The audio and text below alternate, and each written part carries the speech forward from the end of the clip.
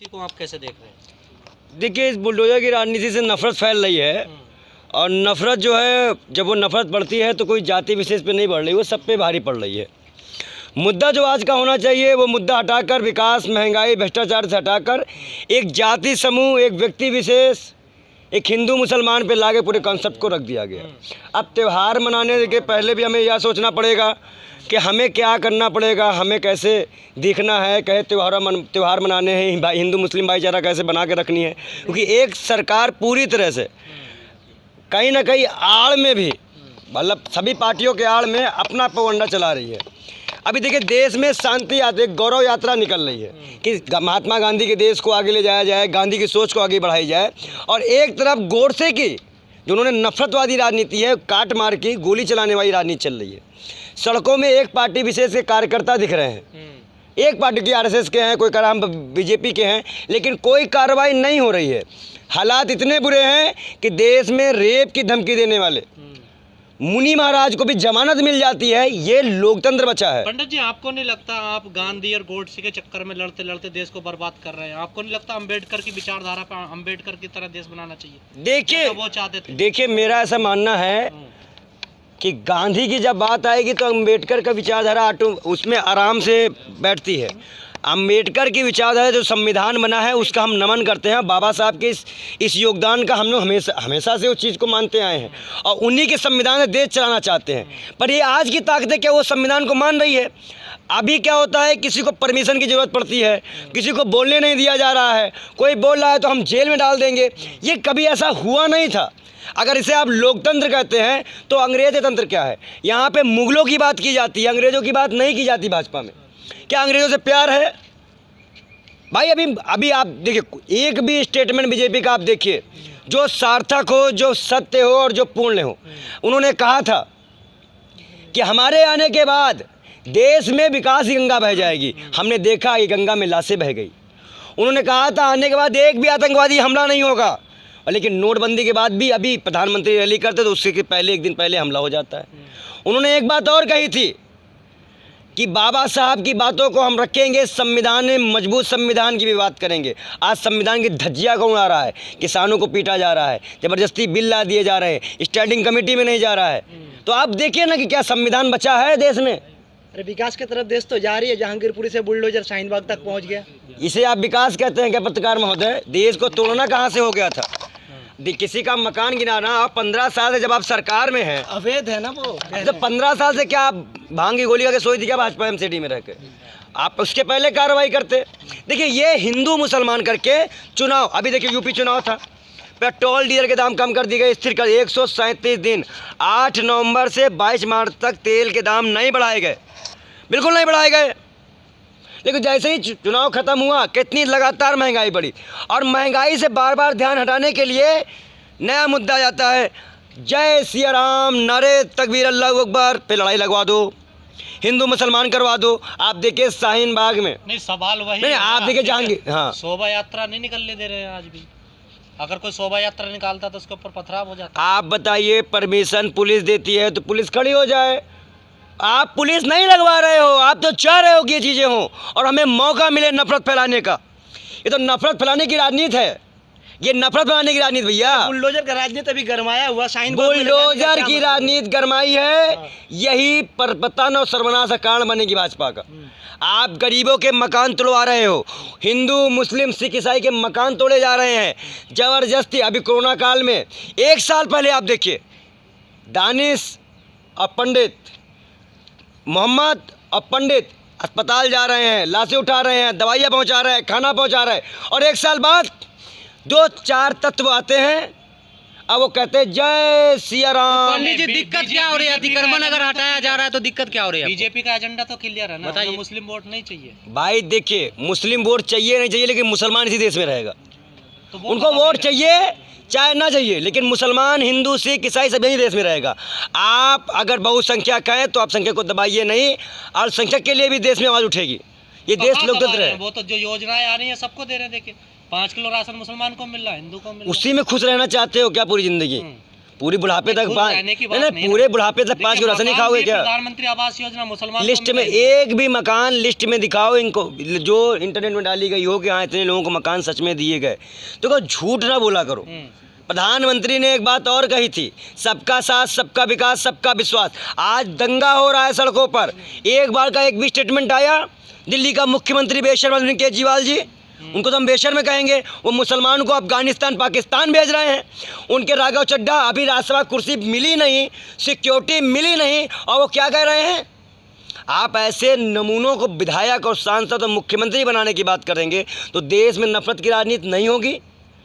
जब पत्थर मारेंगे तो उनके ऊपर कार्रवाई की जाएगी ना। तो आपको क्या वहाँ पे क्या नमाज पढ़ने के लिए, आप बताइए, राम की पूजा आरती अपने मंदिर में आरती उतारे करोगे या किसी की मस्जिद के सामने जाके चिल्ला के करोगे? तय करो।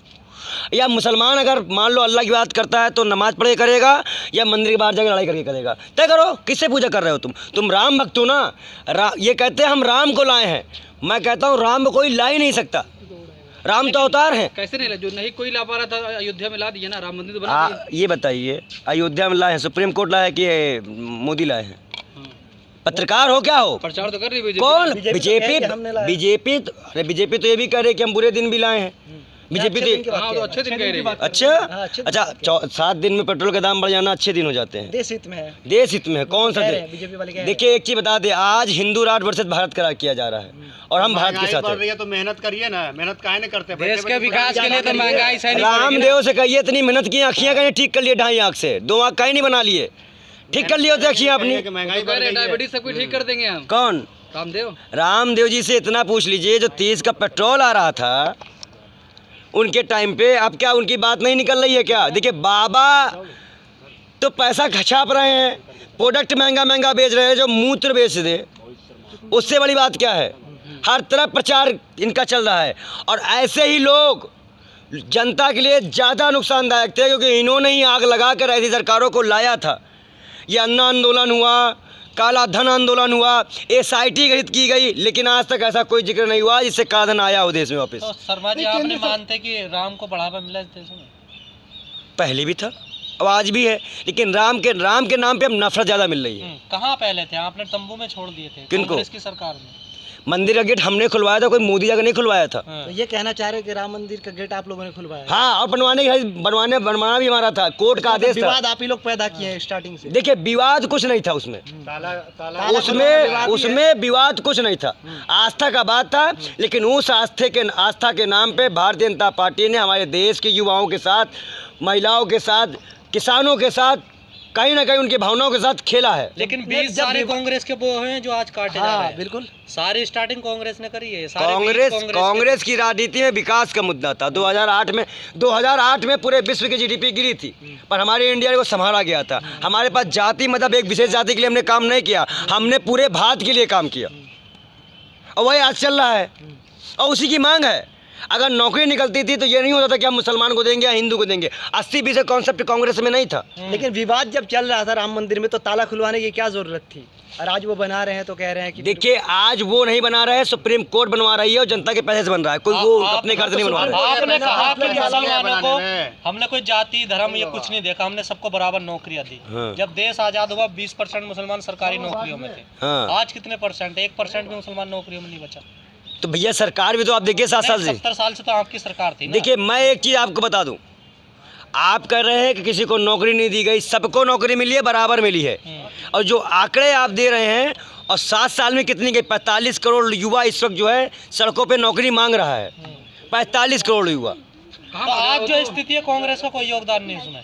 कांग्रेस कभी ऐसी स्थिति में लाएगी ही नहीं देश, और ना ही अन्य पार्टियां लाएगी। कोई भी देशभक्त पार्टी होगी इतने बुरे हालात में नफरत के लाभ पे तो ये देश को नहीं लाएगी जितना भाजपा लेके आई है। आप 40 लाख में MP खरीदते थे, बीजेपी 1 करोड़ में खरीद रही है, बस यही अंतर हुआ है और कुछ नहीं हुआ। अच्छा MP खरीदे जा रहे थे? आप MP खरीद कर सरकार नहीं बनाते थे कांग्रेस वाले। अच्छा। अगर आज बीजेपी खरीद रही तो क्या दिक्कत? देखिए एक चीज़ बता दे, बहुत ज़्यादा गहन अध्ययन करके आए हो, आपको अच्छी योजनाएं तो पता नहीं है विश्व शांति की।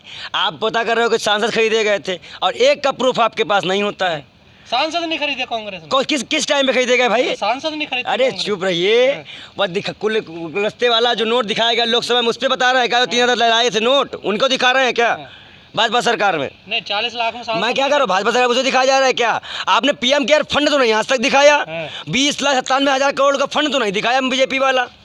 आप पहले मीडिया वाले हैं जो सरकार में रहते हुए विपक्ष सवाल कर रहे हैं। पहला सेशन आया ही ऐसा कि मीडिया वाले विपक्ष सवाल करते हैं, सरकार और सरकार से नहीं करते। नहीं सरकार नहीं, आप नहीं विपक्ष के है ना, तो आपसे आप इस वक्त सरकार से पूछे ना।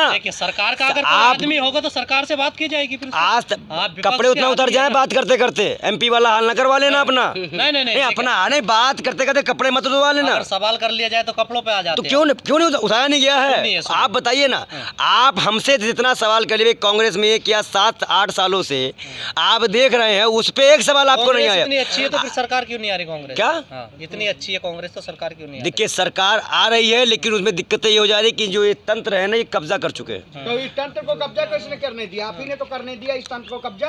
कोई नहीं कर, देखिए एक चीज बता दे, कोई नहीं करने दिया था। जनता के लिए लड़ रहे हैं आप, देश की जनता आवाम के लिए लड़ रहे हैं कि भगवा चोला बहन के भगवा भाजपा भी इस देश में नफरत फैला रही है, आप भी नफरत फैलाने का काम कर रहे हैं। देखिए भाजपा के भगवा में जो झलक है वो नफरत है, और ये जो राम को लाए वाला कॉन्सेप्ट है ये गलत है। राम तब से हैं, भगवा तब से हैं जब बीजेपी पैदा ही नहीं हुई थी इस देश में। थे भी है वैसे काल्पनिक आपको रामायण की चौपाई पता है? धर्म के नाम पे आगे रामायण में कितनी चौपाई है पता है आपको? देखिए धर्म के नाम पे चौपाइया भगवत गीता ज्ञान कराने लगे हैं लोग। अब बताइए ना, बहुत धार्मिक बनते हैं ना, अपने आप को बहुत कहते हैं माला डाली हुई है, भगवा पहना हुआ है, हिंदू है, सच्चे हिंदू है। भाजपा वाले को कहते हैं कि ये नकली हिंदू। तो बताइए भाई बहुत ज्यादा है भाई, 6, 7, 8 कांड। अरे तो उसमें कौन सी बात है भाई? पंडित जी 6-7 कांड 7 कांड है। सुनाइए ना एक दो, सुनाइए भाई। ये लीजिए आप ये लीजिए, आपके चौपाई अगर आपको सुनना है तो आप मंगल भवन मंगलहारी के बिहारी और भी एक आधो चौपाई सुननी हो। इसका मतलब आप में और भाजपा में फर्क नहीं, आप भी जूता पहन के चौपाई सुना रहे और भाजपा वाले भी बनारस में चौपाई सुना रहे। भगवा का मतलब क्या होता है? जब आप लोग जो है पूजा पाठ की जगहों पे नफरत फैलाने लगोगे, चप्पल पहन के जो है तलवारें लहराओगे, और आप भगवाधारियों से जूता पहन के अपने आप को हिंदू साबित करवाने लग जाओगे, तो आदमी ऐसे ही जवाब देगा ना आपको। जैसा प्रश्न पूछोगे वैसा जवाब, जैसा गाल वैसा तमाचा। सीधी बात है।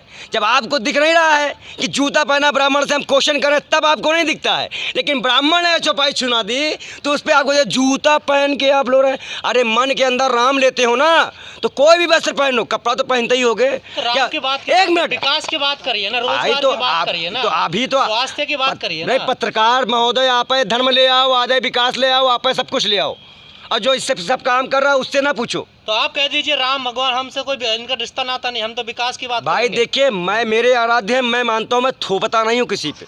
जो अल्लाह को मानता है अल्लाह को माने, जो राम को मानता है राम को माने। इस देश में सभी मानने वाले यहाँ पे रहते हैं और सभी का सम्मान है, और ये हमारा संविधान हमें अधिकार देता है कि अपने धर्मों के हिसाब से अपने जीवन को जिए। इसमें सरकार का या किसी व्यक्ति विशेष का कोई इंटरफेयर नहीं होना चाहिए किसी व्यक्ति पर, और जो कि आज हो रहा है बराबर से।